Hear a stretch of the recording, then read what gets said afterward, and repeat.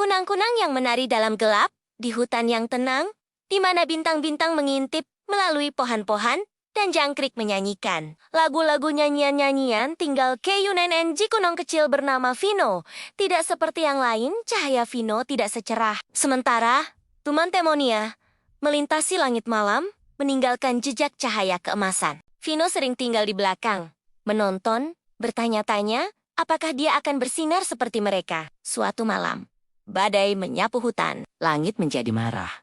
Pohon-pohon bergoncang, dan semua makhluk besar dan kecil berlari-lari mencari perlindungan. Dalam kekacauan, Seekor bayi burung hantu jatuh dari sarangnya, tersesat, dan menangis di rumput yang basah dan dingin. hutan basah kuyup dalam kegelapan. Bintang-bintang telah lenyap di balik awan tebal, dan tidak ada satupun KUNNG kunong yang berani bersinar. Tapi Vino gemetar namun bertekad, menarik napas dalam-dalam.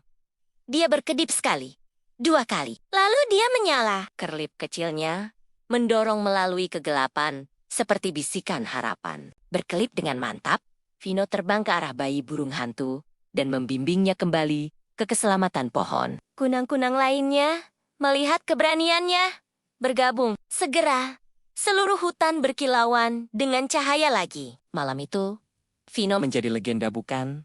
Karena dia bersinar paling terang. tetapi karena dia berani bersinar saat itu paling penting.